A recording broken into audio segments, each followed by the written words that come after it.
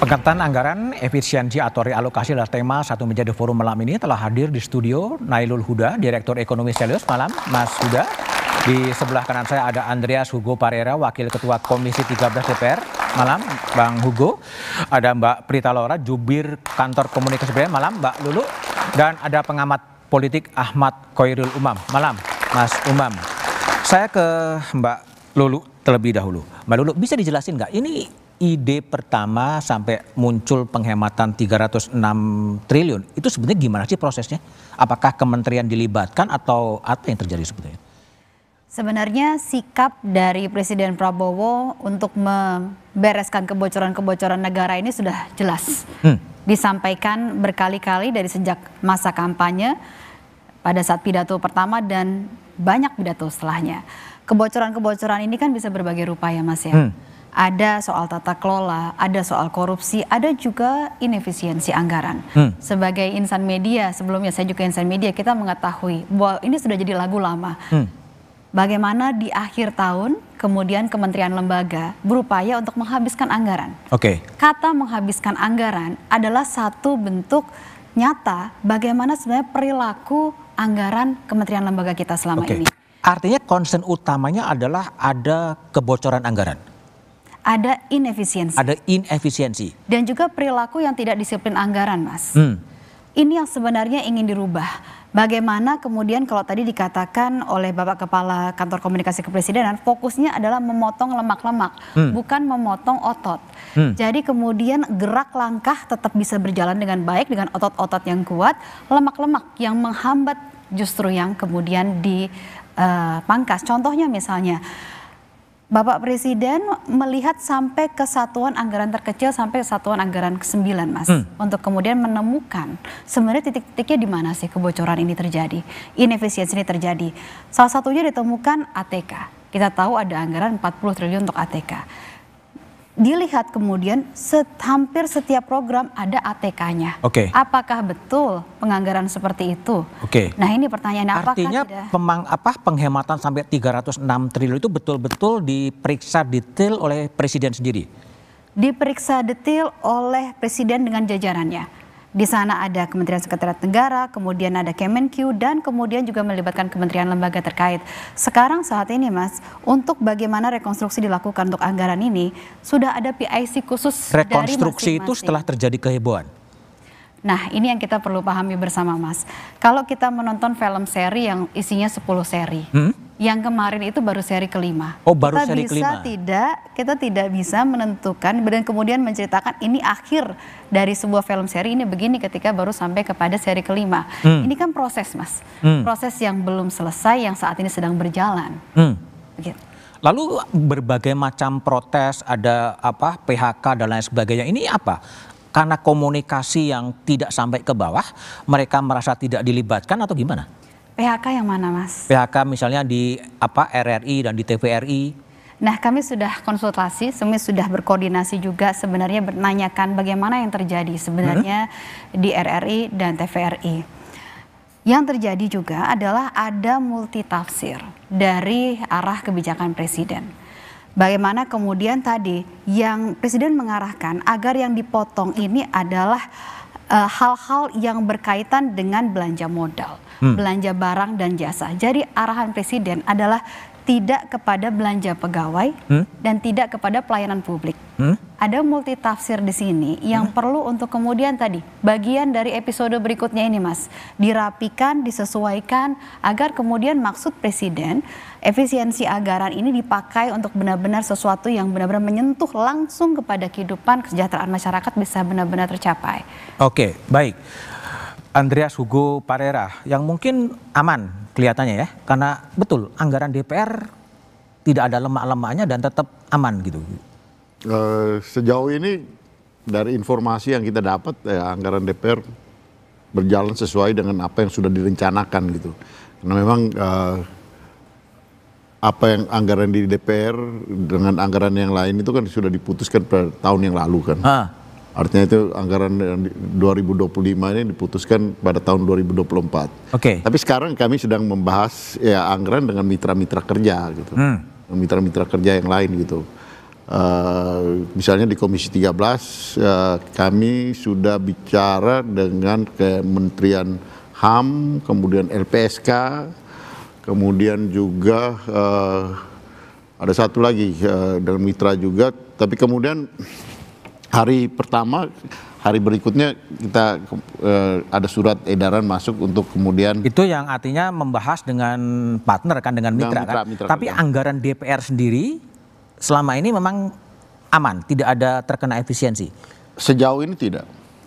Sama seperti TNI, di Kementerian Pertahanan, Polri juga tidak terkena ini.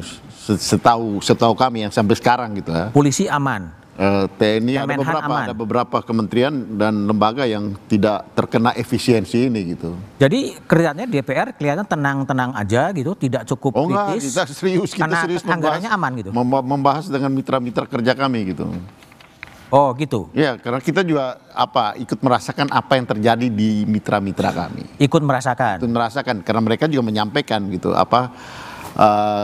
ya situasi perubahan yang akan terjadi dengan efisiensi ini gitu. Artinya keluhan, karena ya namanya juga mitra kan.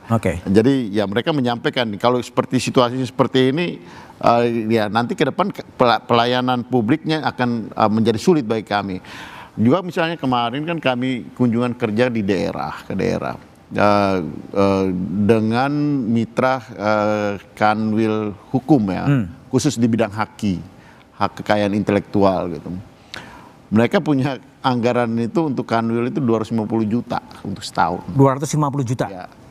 Nah, anggaran 250 juta itu kan saya pikir, waduh memang bagaimana satu Kanwil di satu provinsi untuk melayani hak kekayaan intelektual, pelayanan hak kekayaan intelektual. Sementara kalau kita lihat kekayaan intelektual ini, menurut saya dari diskusi kami, itu kita tidak bisa lihat kekayaan intelektual itu hanya sebagai cost. Kekayaan intelektual itu investasi. Dan untuk itu butuh modal, butuh dana yang ini.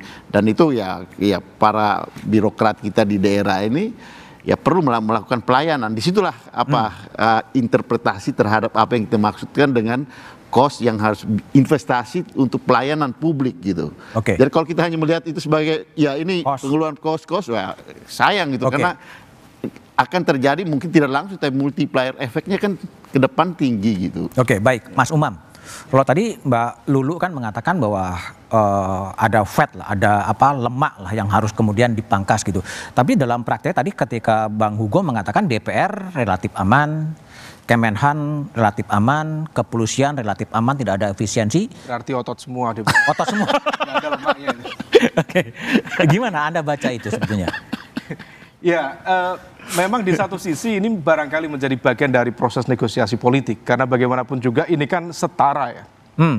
Satu otoritas kekuasaan eksekutif, satu otoritas kekuasaan legislatif. Kalau misal kemudian eksekutif melakukan revisi atas lembaga yang setara, barangkali itu menjadi sebuah isu yang cukup krusial, terutama dalam konteks bukan hanya dari sisi konstitusi ketatanegaraan, tetapi juga tentu riak-riak politiknya akan sangat luar biasa. Tetapi kalau misal kemudian kita bicara tentang efisiensi, tentu harusnya betul-betul harus dilakukan secara clear. Yang kemudian perlu diantisipasi adalah apakah kemudian sejak awal, tadi sudah diklarifikasi Mbak Lulu, apakah memang prosesnya itu betul-betul dilakukan secara dialogis.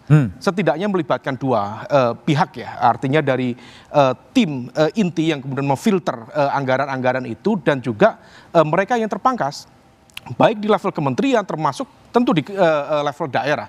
50,5 triliun di TKD ya, transfer ke daerah itu something, terutama bagi pemerintah daerah yang tidak memiliki PAD yang memadai. Nah oleh karena itu kalau misal kemudian ini dilakukan secara unilateral, maka efeknya bisa kemana-mana. Tetapi kalau misal kemudian bisa dijelaskan dengan baik, dengan basis tata kelola pemerintahan yang lebih transparan, accountable, dialogis paling enggak, dikomunikasikan dengan baik, ini dipangkas, argumennya apa, alokasinya kemudian seperti apa.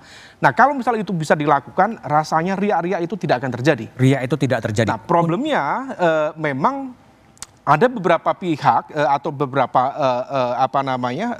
area yang tampaknya belum menunjukkan hal itu. Nah ini yang kemudian barangkali perlu perbaikan ke depannya. Sebentar, saya ke Mbak Lulu lagi ya, sedikit ya. Tadi kan kalau analogi kan memang ada lemak gitu. Tadi kan diaiko oleh Hugo juga mengatakan DPR aman, kepolisian aman, Kemenhan aman. Apakah memang di situ nggak ada lemaknya atau gimana sebetulnya? Yang terakhir Mas, hasil dari rekonstruksi anggaran ini 99 kementerian lembaga kena. Jadi artinya per hari ini ya? Semuanya per hari ini. Artinya semuanya, ada seri kelima tadi ya? Iya, semuanya kena begitu ya untuk kemudian bagaimana efisiensi anggaran.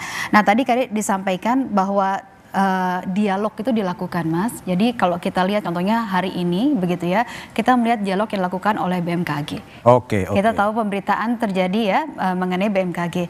Nah BMKG kami juga sudah berkoordinasi dengan Kepala BMKG menyampaikan bahwa mengajukan beberapa hal agar supaya itu tidak dilakukan efisiensi. Karena misalnya dari 16 list yang ada, itu kan ada bagian perawatan yang kemudian itu bagian yang sebaiknya dilakukan efisiensi karena bagian dari belanja modal. Namun sesuai dengan tusinya, BMKG tidak bisa melakukan hal tersebut karena memang ada alat-alat alarm deteksi dini yang harus dilakukan secara berkala perawatan dan itu menentukan kualitas pelayanan publik. Jadi hal itu didialogkan sehingga kemudian dikeluarkan dari jadi bagian. Per hari ini dengan rekonstruksi itu hampir semua KL terkena efisiensi. Semua terkena efisiensi dan diberikan kesempatan untuk berdialog. Berdialog, oke baik. Mas Huda dari Selyos, apa sih Anda lihat dari berbagai reaksi-reaksi yang muncul dan dampak dari efisiensi itu sendiri sebetulnya? Ya, yang pertama seperti ini Mas. Kalau kita lihat hipotesa saya, ini pemerintah ini memang tidak punya uang. Tidak punya uang? Tidak punya uang. Oke. Karena apa? Karena kalau kita lihat sebenarnya ini kan ada program-program prioritas yang ingin dijalankan oleh pemerintah, tapi uangnya terbatas. Makanya memang dibutuhkanlah efisiensi. Saya kurang setuju tadi dengan narasi lemak-lemak dan sebagainya, karena ini jujur, ini kita ya pasti tahu lah, kemarin Kortex saja bermasalah dan sebagainya, yang pada akhirnya ini menimbulkan dampak kepada penerimaan negara. Nah yang kedua adalah, memang kalau kita bicara mengenai efisiensi, kita harus melihat efek ataupun multiplier efek dari adanya efisiensi tersebut. Contohnya saja, kalau kita lihat ada pemotongan anggaran untuk perjalanan dinas dalam negeri. Kita bicara dalam negeri ya. Perjalanan dinas dalam negeri ini ternyata kemarin kita ngobrol sama PHRI dan sebagainya, efeknya cukup besar. Kepada siapa? Kepada pelaku usaha hotel. Kemudian hotel ini juga mempunyai multiplier efek kepada sektor-sektor lainnya. Seperti contohnya hotel ini kan dia bekerjasama dengan UMKM untuk menyediakan alas kaki misalkan. Itu pasti akan terkena. Begitu juga dengan jasa-jasa lainnya yang memang berhubungan dengan pihak hoteling, termasuk juga untuk ekonomi kreatif yang ada di daerah. Makanya ini yang saya lihat harus ada dihitung multiplier efek per jenis pengeluarannya seperti apa. Mungkin kalau kita lihat memang masih banyak lah yang program-program yang tidak follow the money. Kalau kita kan program follow the money kan masih kan. Tapi ada program-program yang memang balelo, yang dia memang membutuhkan uangnya harusnya kecil tapi besar, dan itu memang ada lemak di situ. Nah, tapi ada program-program yang memang kita lihat bermanfaat. Kemarin yang kasusnya yang di Kementerian PU misalkan, yang ada penghematan untuk irigasi. Irigasi ketika dihemat ini berbahaya kepada apa? Kepada ketahanan pangan. Nah ini yang harus dilihat sebenarnya, dampak-dampak seperti ini yang harus dilihat dan dipototin satu-satu sama pemerintah, efek multiplier seperti apa. Baik. Tapi yang menarik juga pernyataan dari Presiden Prabowo Subianto bahwa ada raja-raja kecil di kementerian yang kebal hukum yang mencoba melawan. Siapa itu? Jawabannya setelah jeda berikut ini.